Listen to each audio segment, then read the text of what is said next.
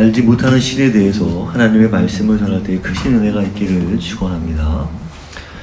우리는 김지연 자매와 함께 하나님 나라 복음에 관해서 말씀을 배우고 있습니다. 김지연 자매가 함께 한 지는 벌써 7번째 시간인데요. 첫 만남을 가진 지가 엊그제 같은데 벌써 7번째가 되었고요.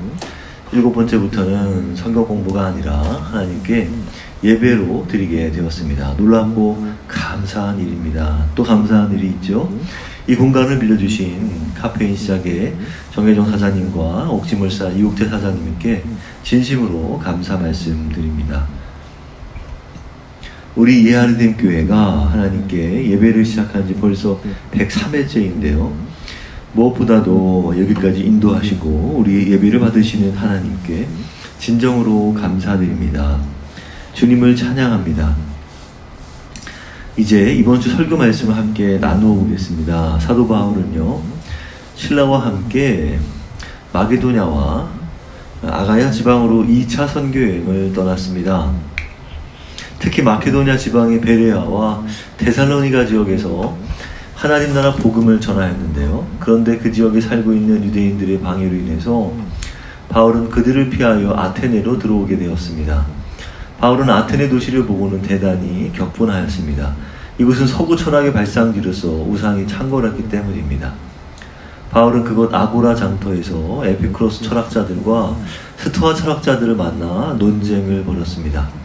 그들은 바울을 이길 수 없었는지 바울을 데리고 그의 새로운 가르침을 제대로 들어보고자 아테네 법정이자 공의 역할을 하던 아레오바고 광장으로 안내해서 그가 하는 주장을 듣고자 하였습니다. 당시 1세기 고대 시대라 하더라도 이미 타국의 신을 전하는 것은요, 불법이었습니다. 바울은 허가받지 못할 것을 알면서도 해당과 장터에서 날마다 전했습니다. 그 중에 어떤 이들은 이 수다장이가 뭔 소리 하나 하면서 어이없어 하는가 하면, 어떤 이들은 바울이 예수와 부활에 관해 전하는 것을 듣더니 그가 외국 신을 선전하려나 보다 하면서 지적 호기심이 발동하기도 하였습니다. 그런 와중에 그들은 바울에게 우리가 듣기에 당신은 생소한 이야기를 하는데 당신이 전하고 있는 그 새 교훈이 무엇인지 우리가 알 수 있겠소? 대체 무슨 이야기를 하는지 어디 한번 들어봅시다. 바울은 새로운 사상에 관심 있는 공회원들, 지식인들을 만나서 공식적으로 자신이 전하는 새로운 것을 전할 기회를 얻었습니다. 아테네 사람들과 그곳 외국인들은 새로운 것이면 무엇이든지 말하거나 듣는 것으로 시간을 보내는 사람들이었습니다. 바울은 가운데 서서 이들의 종교심에 대해서 미신적인 것이 아니고 긍정적인 것이냐, 긍정적인 것이냐 연설하였습니다. 우리 같이 읽어보겠습니다. 사도행전 17장 22-23절. 바울이 아레오바고 가운데 서서 말하되 아덴 사람들아 너희를 보니 범사에 종교심이 많도다. 내가 두루다니며 너희가 위하는 것들을 보다가 알지 못하는 신에게라고 새긴 단도 보았으니 그런즉 너희가 알지 못하고 위하는 그것을 내가 너희에게 알게 하리라. 바울이 아레스 언덕 가운데 서서 말했습니다. 아테네 시민 여러분, 당신들은 매사에 종교심이 많습니다. 제가 이곳저곳을 돌아다니면서 여러분의 예배처를 살펴보았는데요. 그 중에는 알지 못하는 신에게라는 글을 새긴 제단도 보았습니다. 그래서 여러분이 모르고 예배해온 그 신에 대해서 제가 여러분에게 알려드리겠습니다. 바울은 그리스 시인들의 시를 인용하면서 알지 못하는 신에게라고 새겨진 제단의 글귀를 접촉점으로 삼고 알지 못하는 신을 알려준다면서 하나님을 전하였습니다. 서구의 철학, 문화, 과학, 예술의 발상지요 우산의 본산지였던 아테네를 보면 인간이 얼마나 영원한 존재를 찾고 절대자를 갈망하는지 알 수 있습니다. 인간은 연약하고 유한한 존재이기에 뭔가 영원하고 절대적인 것을 의지하려고 합니다. 그것이 인간의 본성입니다. 사실 그런 갈망은 오직 하나님만 채울 수 있다는 것을 사람들은 모르지요. 그렇기에 사람들은 우상을 형상해 놓고는 그것에 숭배하거나 세상의 온갖 돈과 재물, 쾌락과 권력, 학식과 명예 등의 대체물로 채우고 삽니다. 그러나 그것이 진리가 아니기에 채우고 채워도 결코 만족할 수 없는 것이죠. 하나님은 인간에게 영원한 것을 갈망하며 하나님을 감지할 수 있는 촉을 주셨습니다. 전도서 3장 11절 하나님이 모든 것을 지으시되 때를 따라 아름답게 하셨고 또 사람들에게는 영혼을 사모하는 마음을 주셨느니라. 그러나 하나님이 하시는 일의 시종을 사람으로 측량할 수 없게 하셨으다. 그렇습니다. 만약 인간이 하나님이 하시는 세상 만사의 시작과 끝을 측량하고 헤아릴 수 있다면 인간은 유한한 존재가 아니겠죠. 신이겠죠. 그러나 우리는 그렇게 지어지지 않았습니다. 그렇기에 우리의 힘으로는 초월적인 하나님의 존재를 증명해낼 수는 없는 것입니다. 그렇기에 하나님이 하시는 모든 일을 우리에게 보여주셔야, 계시하셔야 하나님이 계시는구나, 하나님이 살아계시는구나 하며 감탄할 수밖에 없는 것입니다. 로마서 1장 19, 20절 이는 하나님을 알만한 것이 그들 속에 보임이라. 하나님께서 이를 그들에게 보이셨느니라. 창세로부터 보이지 아니하는 것들 곧 그의 영원하신 능력과 신성이 그가 만드신 만물에 분명히 보여 알려졌나니 그러므로 그들이 핑계하지 못할지니라 말씀하셨습니다. 하나님께서 보여주셔야만 피조물된 우리는 알 수 있는 것이죠. 자연 만물이 아름답고 경이로운 것은 하나님이 살아계심을 나타내고 있는 것입니다. 증명하고 있는 것이죠. 사도행전 17장 24절 우주와 그 가운데 있는 만물을 지으신 하나님께서는 천지의 주제시니 손으로 지은 전에 계시지 아니하시고, 신이 온 세상에 있다고 주장하는 스토아 철학자들의 범신론적인 신 개념과 달리, 여기서 이 범신론이란 말은요, 우주나 자연이나 모든 세상은 신이라고 하는 것, 신과 우주를 동일시하는 그런 철학적이고 또 예술적인 관념, 그런 것을 범신론이라고 말합니다. 그래서 범신론은요, 비인격적인 그런 개념이라고 할 수 있습니다. 그래서 인격적인 하나님과는 반대되는 것이죠. 범신론적인 신개념과 달리 우주와 만물을 지으신 주요 소유주요 하늘과 땅의 주인이신 분은 바로 하나님이라며 바울은 바로 창조주 하나님을 소개하였습니다. 하나님은 세상 모든 것을 지으셨습니다. 해, 달, 별, 동물, 식물, 사람, 영적인 존재들까지 만물에 그분의 손을 거치지 않은 것은 없습니다. 그렇기에 그분은 인간이 지은 신전에는 계시지 않는 분입니다. 사도행전 17장 25절 또 무엇이 부족한 것처럼 사람의 손으로 섬김을 받으시는 것이 아니니 이는 만민에게 생명과 호흡과 만물을 친히 주시는 이심이라.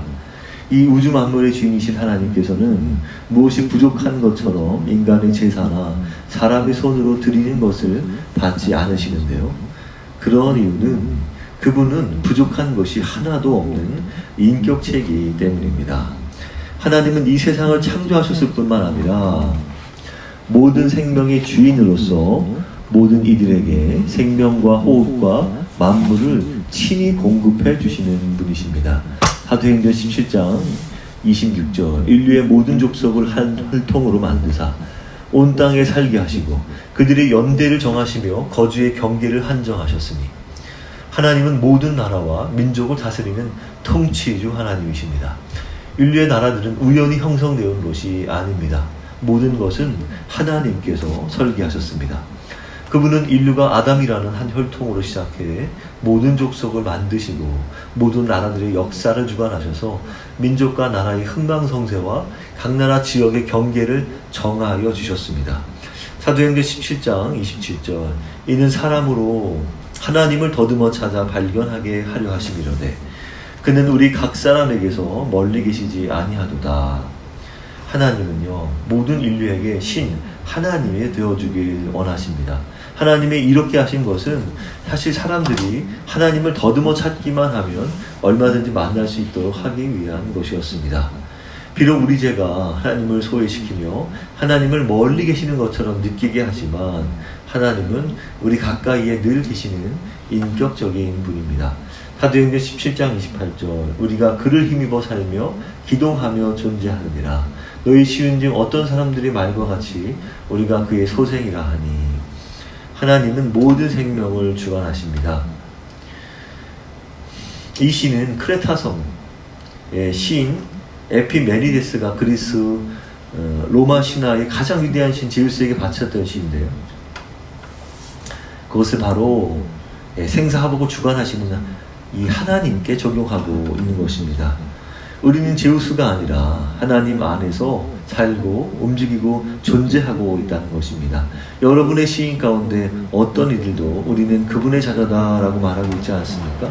사도행전 17장 29절 이와 같이 하나님의 소생이 되었은지 하나님을 금이나 은이나 돌에다 사람의 기술과 보안으로 새긴 것들과 같이 여길 것이 아니니라. 우리는 하나님의 자녀요 하나님은 모든 인류의 아버지십니다.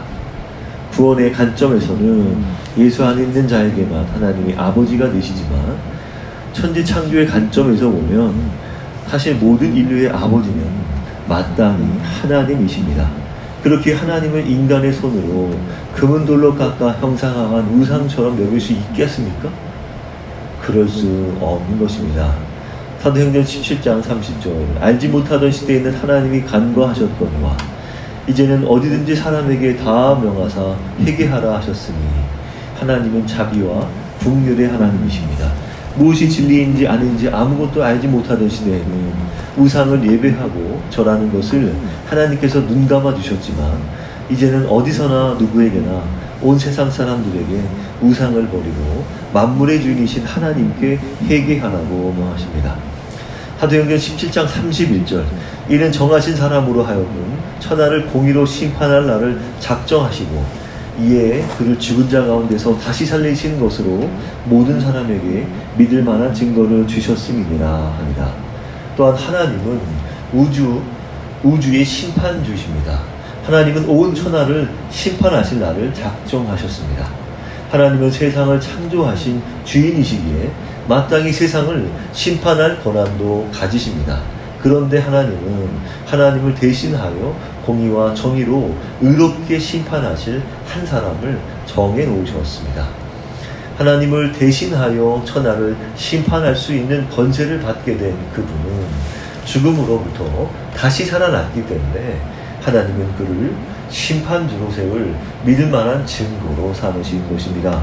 사도행전 17장 32절 그들이 죽은 자의 부활을 듣고 어떤 사람은 조롱도 하고 어떤 사람은 이 일에 대하여 내 말을 다시 듣겠다 하니 바울이 전한 심판주로 선정된 자가 부활했다는 개념은요 그들에겐 듣도 보도 못한 생소한 개념이었습니다. 이해할 수 없는 세계관이었습니다. 그들은 영혼의 불멸을 믿었으나 죽은 시체의 부활은 믿지 않았기 때문입니다. 바울의 이야기는 그들에게 황당하고 조롱할 거리였습니다만 어떤 사람에게는 다시 듣고 싶은 놀라운 이야기가 되었습니다. 그럼 바울이 전한 이야기를 정리해 볼까요? 바울은 하나님을 지혜 있게 전했습니다. 우리가 바울의 아테네 선교를 통해서 배울 수 있는 점은 바울은 그들의 사정이 어떻든 간에 그저 복음 자체만 전하려고 하는 게 아니라 그들의 언어와 문화와 세계관과 철학적인 지식을 동원하여 그들에게 알아듣기 쉬운 말로 하나님을 소개하고 있다는 것입니다. 바울은요 탁월한 선교사였습니다. 바울은 헬라어에 능통했을 뿐만 아니라 그들이 잘못된 신념체계나 세계관이나 그릇된 종교심에 대해서 정죄하거나 공격하지 않고요 그들을 존중하는 입장에서 하나님을 전했던 것입니다. 그래서 긍정적인 양, 미신적이지 않고 긍정적인 양 전한 것이죠. 바울은 헬라 종교인들의 언어와 개념으로 하나님을 소개한 것입니다. 특히 그들의 헬라적 신관, 그리고 성경의 신관에 유사점들이 있음을 파고들었습니다. 우리가 보기엔 알지 못하는 신이라는 것이 우스꽝스럽지만 당시 아테네인들이 얼마나 여러 신들을 설정해 놓고 숭배했는지 알 수 있는 대목입니다. 그러니까 자신들이 알지 못하는 신이 있는데 그 신을 놓치고 아는 신들만 숭배할까봐 두려워서 알지 못하는 신에게까지 숭배하려고 했던 것이죠. 다신론, 다신관, 그들의 세계관을 엿볼 수 있습니다. 결론입니다.